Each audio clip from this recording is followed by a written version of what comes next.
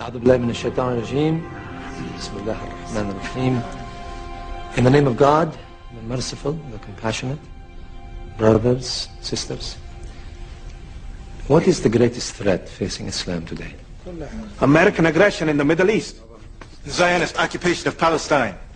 These are merely symptoms of a greater disease. The real threat is in our hearts. Instead of allowing Islam to transform us, some Muslims are trying to transform Islam to serve their political agenda. They are using the label Islam to kill, murder innocent people. Something that the Prophet would never have condoned, sallallahu alayhi wasallam. Remember Surah 13, verse 11. Allahu la yughayru ma bi qawmin hatta yughayru ma bi anfusihim. God does not change the condition of a people until they change what is in themselves. How can we end the oppression of the Muslims by resorting to even worse behavior? If our spiritual and our moral condition worsens, how can we expect God to improve our economic and our political conditions? This is the fallacy of the self-styled jihadists who... I hope I haven't angered you, brother. Assalamu alaikum.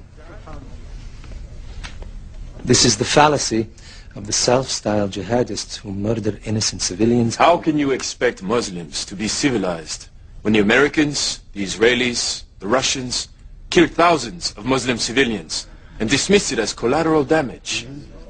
The Holy Quran permits an eye for an eye. If the unbelievers kill our civilians, we have the right to do the same. Allah permits retaliation only against the guilty party, not against innocents. Surah 53, verse 38 says, no soul shall bear the burden of another. The Holy Quran also says, and kill them wherever you find them, and drive them out of the places where they drove you out. For persecution is worse than killing. You forgot the first part of that verse, brother. Fight in God's cause against those who fight you. But do not commit aggression. God does not love aggressors. There are many who are seeking God, but instead end up following the devil. What you said tonight troubled you. Yes. It's very different from what I've been told. There are many false teachers taking verses from the glorious Quran out of context, corrupting the teachings of the Holy Prophet. Sallallahu alayhi wasallam. Sallallahu alayhi wasallam. Tell me, brother, what is the greatest jihad? To fight the unbelievers in battle. No. No?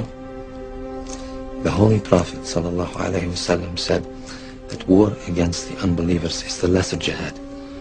The greatest jihad is to battle your own soul, to fight the evil within yourself.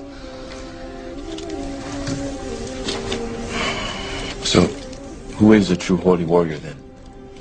The Prophet's cousin Ali was fighting an unbeliever in battle, and he gained the upper hand. Just as he was about to strike the death blow, the unbeliever spat at him. Ali threw down his sword, refused to kill him. Why? Ali said that when the man spat at him, he himself became angry, and he was no longer fighting for Allah, but to avenge his own pride.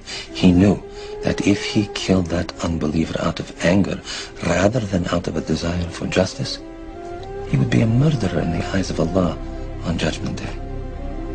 That, my brother, is a true holy warrior.